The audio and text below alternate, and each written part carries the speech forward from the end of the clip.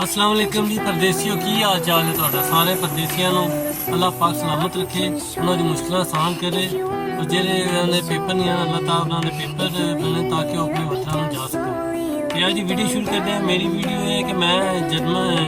Spain ਤੋਂ Germany shift ਹੋਇਆ ਤੇ ਵਿਦ ਫੈਮਿਲੀ ਤੇ ਮੈਂ ਸੋਚਿਆ ਜਿਹੜੇ ਕੁਝ ਲੋਕ ਹੈ ਨੇ ਜਿਹੜੇ ਮੇਰੇ ਸਪੇਨ ਦੀ ਭੈਣ ਭਾਈ ਨੇ ਜਿਹੜੀ ਫੈਮਲੀਆਂ ਪ੍ਰੋਬਲਮ ਵਿੱਚ ਨੇ ਥੋੜੀ ਜਿਹੀ ਮਾਲੀ ਹਾਲਾਤ ਦੀ ਵਜ੍ਹਾ ਨਾਲ ਤੇ ਉਹ ਮੂਵ ਹੋਣਾ ਚਾਹੁੰਦੇ ਨੇ ਤੇ ਉਹਨਾਂ ਨੂੰ ਸਮਝ ਨਹੀਂ ਆ ਰਿਹਾ ਕਿਸ ਤਰ੍ਹਾਂ ਮੂਵ ਹੋਣਾ ਹੈ, ਕੀ ਸਿਚੁਏਸ਼ਨ ਹੁੰਦੀ ਹੈ, ਕੀ ਤੇ ਉਹ ਮੈਂ ਕਿ ਆਪਣੀ ਜਿਹੜੀ ਪ੍ਰੈਕਟੀਕਲ ਮੈਂ ਕੀਤਾ ਹੋਇਆ ਮੈਂ ਖੁਦ ਮੂਵ ਹੋਇਆ ਸਪੇਨ ਤੋਂ ਤੇ ਮੈਂ ਉਹਨਾਂ ਨਾਲ ਸ਼ੇਅਰ ਕਰਾਂ ਤਾਂ ਕਿ ਉਹਨਾਂ ਨੂੰ ਕੁਝ ਫਾਇਦਾ ਹਾਸਿਲ ਹੋ ਸਕੇ ਤੇ ਬਕਾਇਆ ਇਨਸ਼ਾਅੱਲਾ ਸਟੈਪ ਬਾਈ ਸਟੈਪ ਸਾਰੀ ਚੀਜ਼ਾਂ ਮੈਂ ਤੁਹਾਨੂੰ ਦੱਸਦਾ ਜਾਵਾਂਗਾ ਤੇ ਕੋਈ ਮੁਸ਼ਕਿਲ ਨਹੀਂ ਹੈ ਤੇ ਬਕਾਇਆ ਅੱਜ ਸਿਰਫ ਟਾਪਿਕ ਹੈ ਸੀ ਕਿ ਕਿਆ ਜਰਮਨੀ ਮੂਵ ਹੋਣਾ ਚਾਹੀਦਾ ਹੈ ਫੈਮਿਲੀ ਨਾਲ। ਬਿਲਕੁਲ ਜੀ ਜ਼ਰੂਰ ਮੂਵ ਹੋਣਾ ਚਾਹੀਦਾ ਹੈ, ਬਹੁਤ ਸਾਰੀ ਚੀਜ਼ਾਂ ਅੱਛੀਆਂ ਨੇ।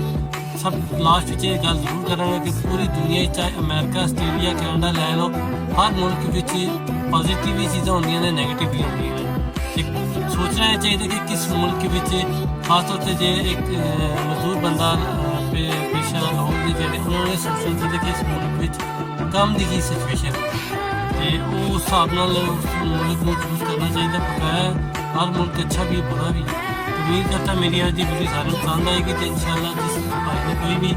इन्फॉर्मेशन लेनी है किसी किस्म की भी तो कमेंट्स में लिखे तो मैं अगर मेरे को भाई तो इंशाल्लाह जवाब